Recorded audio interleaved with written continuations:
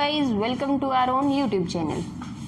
आज हम करेंगे प्रिंसिपल एक्सिस, हमारा टॉपिक होगा प्रिंसिपल एक्सिस से रिलेटेड कि प्रिंसिपल एक्सिस क्या होता है। प्रिंसिपल एक्सिस क्या होता है ये मैंने आपको लास्ट टाइम बता दिया था कि डायरेक्शन जो है एंगुलर मोमेंटम और ओमेगा जो एंगुलर वेलोसिटी होती है वो पैरेलल हो, ठीक है।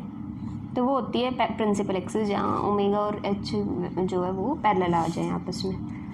देखो तो हम शुरू करते हैं। अब हम थ्योरम करेंगे कि वो जो प्रिंसिपल एक्सिस हैं इन जनरल जो तीनों प्रिंसिपल एक्सिस होंगी वो आपस में परपेंडिकुलर होंगी। तीन प्रिंसिपल एक्सिस जो एग्जिस्ट करेंगी, तो सबसे पहले तो हम इसमें ये प्रूव करेंगे कि प्रिंसिपल एक्सिस तीन होंगी, तीन एग्जिस्ट करती हैं। फिर ये प्रूव करेंगे कि वो तीनों जो हैं वो आपस में परपेंडिकुलर हैं, ठीक है।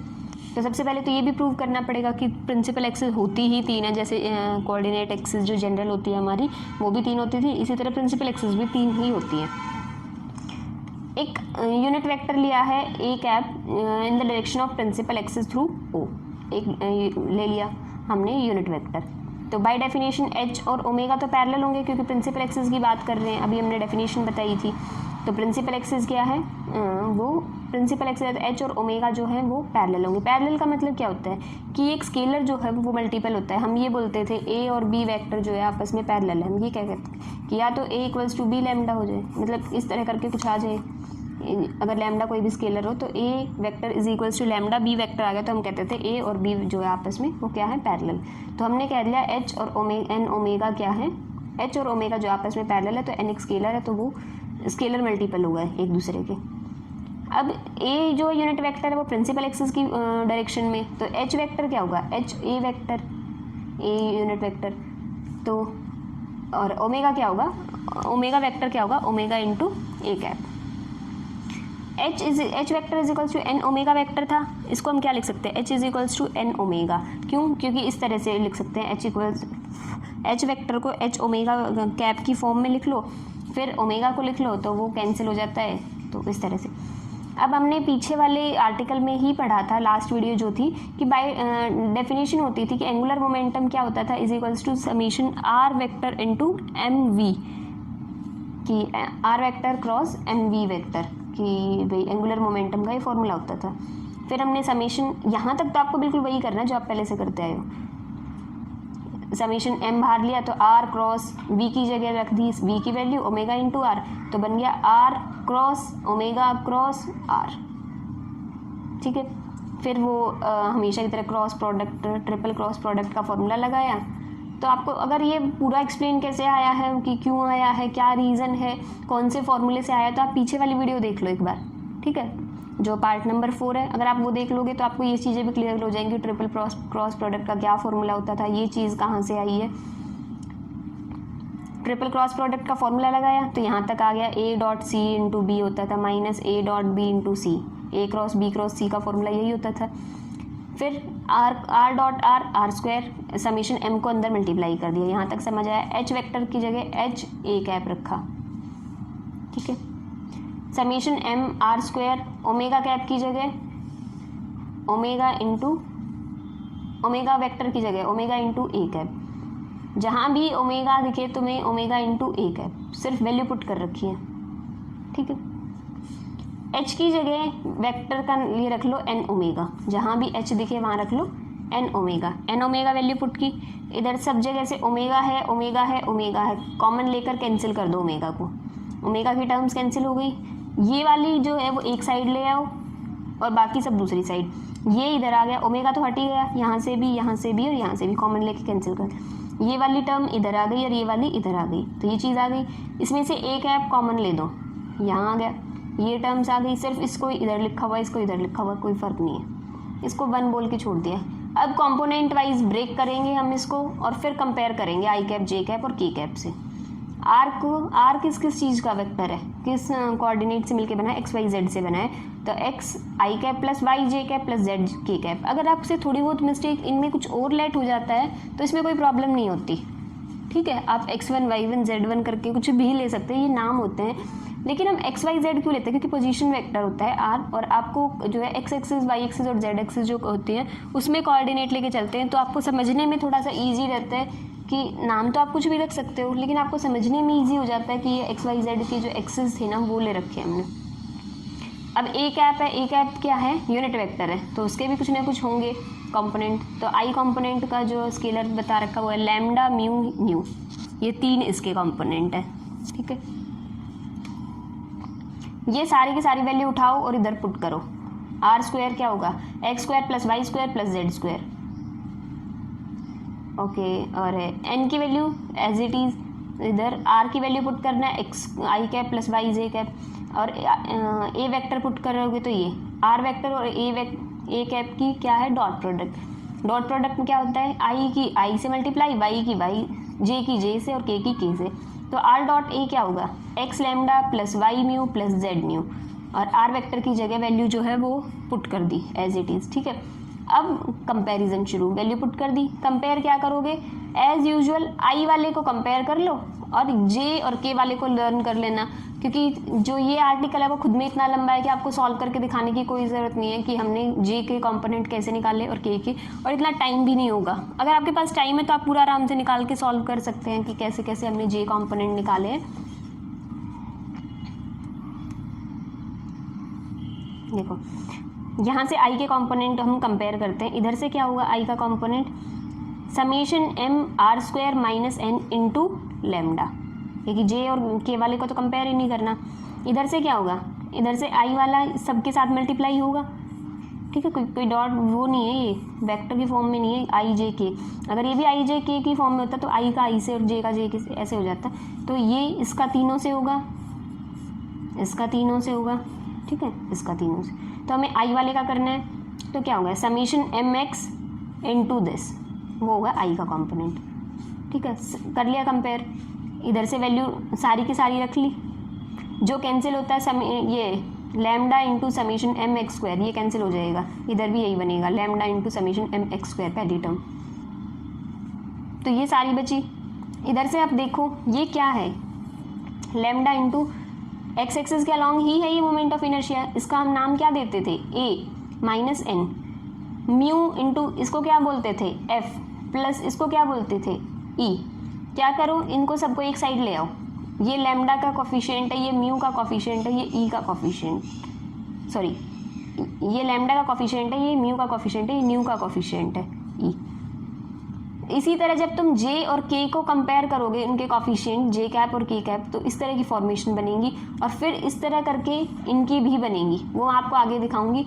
आप अगर उसे याद कर सकते हैं तो well and good, otherwise solve कर लेना अगर बिल्कुल ही याद ना रहे तो, क्योंकि टाइम मैनेजमेंट भी ज़रूरी हो जाता है और आर्टिकल खुद में बहुत लंबा है ये, तो इसलिए आपको याद कर लो तो अच्छा है कि जे और के कैप को अगर कंपेयर करोगे तो ये बनेगा। ठीक है, तो तुम थोड़ी सी अपनी ट्रिक ले लेना, यहाँ A minus N, B minus N और सी माइनस एन, इस तरह की फॉर्मेशन बनेंगी। और फिर ये वाला तो आपको निकल ही जाएगा, एफ और ई, तो याद कर लेना, इसमें डी इसमें डी, बचे हुए दो इसमें। ठीक है, एफ ई इधर था, एफ ई इधर भरना है, और बचे हुए माइनस डी। ठीक है, तो ये थोड़ी सी याद करने की ट्रिक है कि भाई ये फॉर्मेशन कैसे आई। अब हमें नॉन ज़ीरो सोल्यूशन निकालना है, तो ये इसका डिटर्मिनेंट क्या होगा, ज़ीरो के इक्वल ये n की क्यूब की फॉर्मेशन बनेगी। यहाँ भी n है, यहाँ भी n है, यहाँ भी n है। इन तीनों का जब डिटर्मिनेंट तुम सॉल्व करोगे तो डिटर्मिनेंट सॉल्व करते टाइम तो क्यूब बनेगा। क्यूब बनेगा तो इसका मतलब 3 सोल्यूशन एग्जिस्ट करेंगे। 3 सोल्यूशन एग्जिस्ट करेंगे तो इसका मतलब पक्का है एक तो रियल होगा ही होगा, कॉम्प्लेक्स नहीं हो सकते तीनों। क्यों? क्योंकि कॉम्प्लेक्स रूट अगर एग्जिस्ट करते हैं तो वो तो या तो 2 होते हैं या 4 होते 6 होते हैं। कॉम्प्लेक्स रूट हमेशा पेयर में होते हैं, plus iota minus iota, 2 minus iota 2 plus iota, इस तरह करके। तो कॉम्प्लेक्स रूट हमेशा पेयर में होंगे, तो एक रूट तो पक्का रियल होगा क्योंकि 3 रूट एग्जिस्ट कर रहे हैं। ठीक है, हो सकता है बचे हुए 2 कॉम्प्लेक्स हो जाएं क्योंकि पेयर तो बन सकता है 2 से, तो एक रियल होगा। हमने लेट कर लिया वो रियल रूट क्या है, n equals to n1। n1 जो है वो रियल रूट है इसका। तो n1 अगर रियल रूट है तो हम लेट कर लेते हैं कि वो डायरेक्शन किस में लिया गया है, वो x एक्सिस के अलॉन्ग लिया गया है। x एक्सिस के अलॉन्ग लिया गया तो लैम्डा को तो 1 मान लो, तो 1 हो जाएगा। म्यू और न्यू तो 0 होंगे क्योंकि y एक्सिस और z एक्सिस के अलॉन्ग थे, तो म्यू और न्यू जो थे वो ए कैप के जो कंपोनेंट थे ना। तो अगर ऐसे होगा तो हम पीछे जो इक्वेशन बनाई है इसमें जिस तरह ये बनी थी, तो उसमें जब तुम वैल्यू पुट करोगे म्यू की, लैम्डा की, न्यू की, लैम्डा की जगह 1, म्यू और न्यू की जगह जब तुम वैल्यू पुट करोगे 0 0, तो इधर से माइनस एफ बचेगा, माइनस ई बचेगा, इस तरह करके बचेंगे ना। ठीक है, तो इनकी वैल्यूज़ निकल जाएंगी आपकी सारी की सारी। तो वो सारी वैल्यूज़ इसमें लाके और हमें क्या पता चलेगा कि ए की वैल्यू आएगी, बी की ए की, बी की, जो ई और एफ है ना वो ज़ीरो बन जाएंगे, ए की वैल्यू एन आ जाएगी, बी एज इट इज़ रहेगा, सी एज इट इज़ रहेगा, डी एज इट इज़ रहेगा। वो वैल्यू हमने उठा के यहाँ पुट कर दी। अब n इक्वल्स टू n1 के लिए हो रहा है तो n1 के लिए पुट कर दो, n1 माइनस, एक मिनट कुछ तो मिस्टेक है, ए की वैल्यू शायद नहीं, पक्का n1 ही आएगी जब तुम वैल्यू पुट करोगे तो। हाँ, तो ए की वैल्यू n1, ये सारी वैल्यूज़ यहाँ पुट की। जब इसको सॉल्व किया डिटर्मिनेंट, एक रो के अलोंग एक्सपेंड कर लो इनको, जब रो के अलोंग एक्सपेंड करोगे तो this into this is equals to 0। ठीक है, इस चीज़ को जब तुम खोलोगे तो इस तरह की फॉर्मेशन बन गई। इसका डिस्क्रिमिनेंट निकालो। डिस्क्रिमिनेंट क्या होता है, B square minus 4ac, value put की, ये आ गया। अब स्क्वायर तो कभी 0 से छोटा तो हो नहीं सकता, ठीक है, तो स्क्वायर की टर्म्स है दोनों की दोनों, तो इसकी value greater than equals to 0, 0 हो सकती है ग्रेटर देन इक्वल्स टू 0। अब जब भी ग्रेटर देन इक्वल्स टू 0 हो तो रूट कैसे होते हैं, रियल। अगर इक्वल टू 0 हो गए तो हम कहेंगे कि इक्वल होंगे रूट्स, और अगर ग्रेटर देन 0 हुए तो हम कहेंगे डिस्टिंक्ट होंगे रूट्स, लेकिन रियल ज़रूर होंगे। ठीक है, तो हमें ये पता चल गया कि बाकी बचे हुए 2 रूट्स भी रियल हैं। लेकिन अगर हम कहें कि ये इक्वल टू 0 आ गया, इक्वल टू 0 आ जाए तो बी सी के इक्वल हो जाएगा और डी 0 के इक्वल, तभी ये इक्वल टू 0 हो सकता है।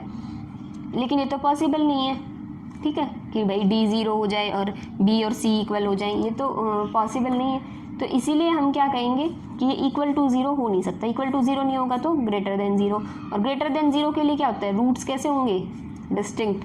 तो इससे ये पता चल गया कि 3 रियल और डिस्टिंक्ट रूट एग्जिस्ट कर रहे हैं। इसका मतलब n की 3 रियल और डिस्टिंक्ट वैल्यू एग्जिस्ट कर रही है। इसका मतलब 3 प्रिंसिपल डायरेक्शंस या प्रिंसिपल एक्सिस एग्जिस्ट कर रहे हैं, अलग अलग, 3 डिफरेंट, कोई कॉमन नहीं है उनमें से। अब ये तो हमने प्रूव कर दिया कि 3 प्रिंसिपल डायरेक्शन। एक छोटा सा प्रूफ बचा हुआ है कि ये जो तीनों प्रिंसिपल एक्सिस आए हैं ना वो आपस में परपेंडिकुलर होंगे। यही तो प्रूव करना था कि 3 म्यूचुअली परपेंडिकुलर प्रिंसिपल एक्सिस जो हैं वो उसमें एग्जिस्ट करती हैं। तो ये तो हमने प्रूव कर लिया कि एग्जिस्ट करती हैं।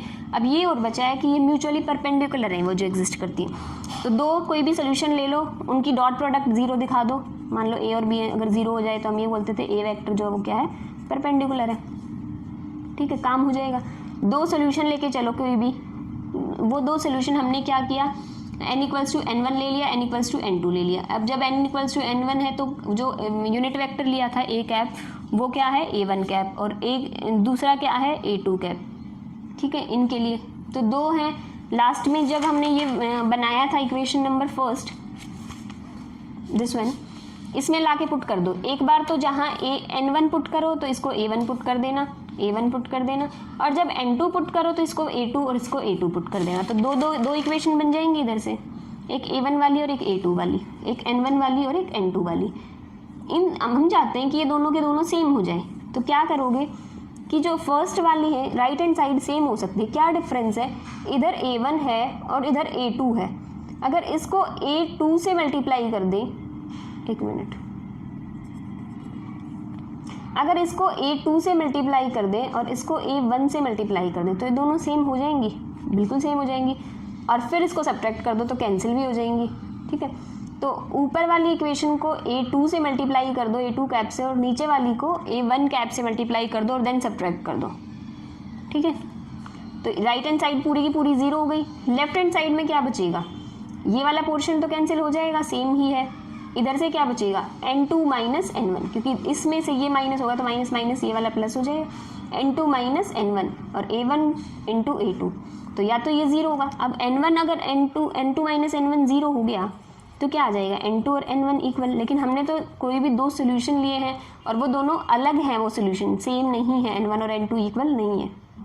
ठीक है, तो इसलिए ये दोनों 0 के इक्वल होंगे, ये वाला 0 के इक्वल होगा। इसका मतलब a1 cap dot a2 cap 0, dot product 0 आ रही है। जब भी कोई भी 2 वेक्टर्स की डॉट प्रोडक्ट 0 आ जाए तो हम यही कहते हैं कि वो दोनों वेक्टर्स आपस में क्या है, परपेंडिकुलर। यही तो करते थे कि डॉट प्रोडक्ट 0 आ जाए तो दोनों परपेंडिकुलर है, एक दूसरे के स्केलर मल्टीपल आ जाए तो वो पैरेलल होती थी, यही होते थे।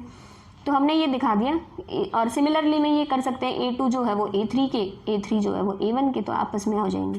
Then there exist 3 mutually perpendicular principal axis at O, और ये बस लिख रखा है कि A1 cross A2 is equals to A3, मतलब वो तीनों की तीनों जो है आपस में क्या है, परपेंडिकुलर।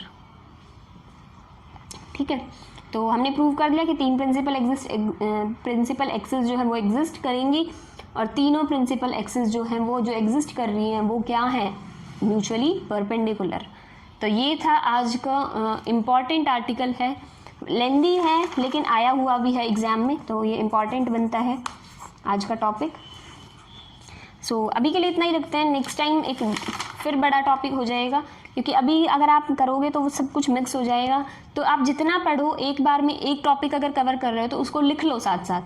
अगर आप नहीं समझ में आ रहा, एक बार वीडियो को पॉज करो, पूरा का पूरा कंटेंट सारा का सारा लिखो खुद से, जितना समझ आ रहा है वो समझ में जितना आ रहा है उतना लिख दो, बीच बीच में देखो मत। अगर आप उसे देख रहे हो तो वो कंटेंट एज इट इज़ लिख लो जितना आपको समझ आ रहा है। फिर ये देखोगे कहाँ मिस्टेक हुई है, तो फिर आप भूलोगे नहीं उस कंटेंट को कि कितनी मिस्टेक हुई थी और कहाँ हुई थी। तो फिर आज के लिए इतना ही रखते हैं, नेक्स्ट टाइम आगे का करेंगे, अगला एंगुलर मोमेंटम वाला। So thank you guys for watching my video. If you like it, please like, share and subscribe my channel. If you have any doubt, any query, you can message me on Instagram or ask your question in the comment section also. I will share my Instagram ID or my UPI ID in the description box. So thank you guys.